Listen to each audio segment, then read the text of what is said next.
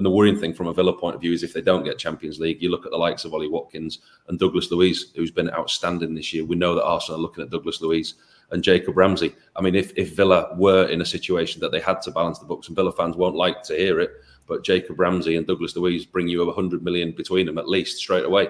And then there's your book balanced.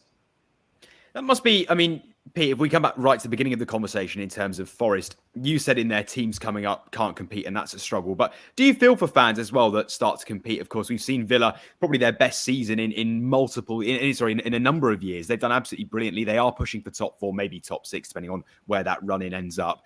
Do you feel disappointed that actually your dreams aren't crushed necessarily, but you're on the brink of success, and actually it turns out that you have to sell because of FFP PSR rules?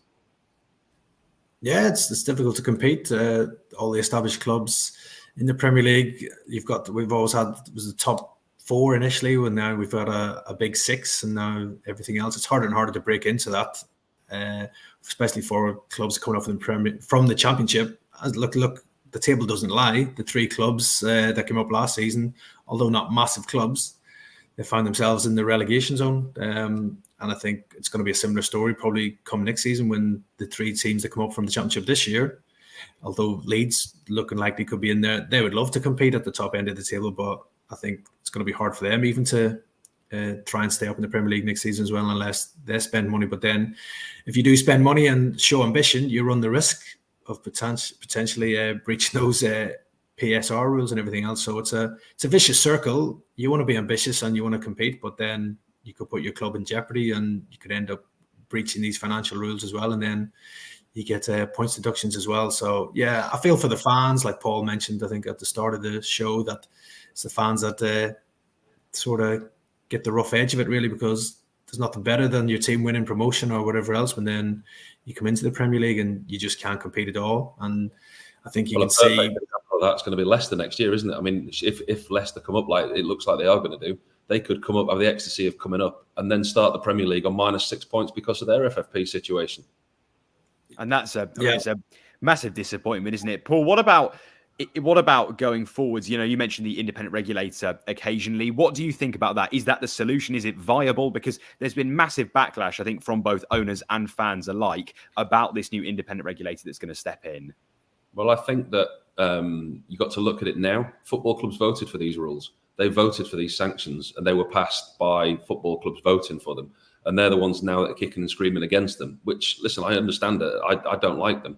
What the answer is, that's, again, that's way above our pay grade to decide what the answer is. Has there to be some kind of sanctions? Yeah, I think there's got to be some kind of sanctions, because you can't allow clubs to go to the wall. I mean, you look at the likes of Bury in the Football League. You look at others, worrying signs at certain football clubs.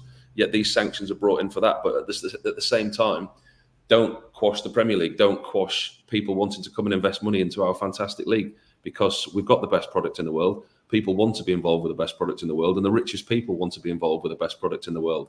Don't stop them coming into our game and spending money and making clubs better, because clubs have been doing it for years to get to the level they've got at. You look at the like you say there, the big 6. Whatever they are, we don't have to name the clubs. Look at the stadiums, look at their training grounds, look at the infrastructure, look at the players that have been through, look at the trophies that go with it. How is anyone going to get closer to them if you're not going to allow teams to spend to a level what they have over years? There's got to be some kind of regulation brought in, yes, that governs football, that looks after it, whether an independent regulator or not. I'm not sure I'm in agreement to that. I'd like the Premier League to get their own shop in order, but seemingly that's a struggle at the moment. But I just think you can't stop teams from wanting to grow. You can't stop people with money wanting to invest in business and grow their business by putting financial caps on it, because the gap, we talk about this European Super League, and that is a can that's just getting kicked down the road. But people can't actually see it's happening. It's happening right under your nose. Every single year, the Champions League gets bigger. The Champions League was in place because it was the champions of every country playing against each other, the best of the best. And you only get that now in the last 16. The group stage of the Champions League is becoming like the group stages of the Euros or the World Cup. Which 2 are going to qualify from the group. So now this season, because of the coefficiency, we potentially could have 5 teams in the Champions League.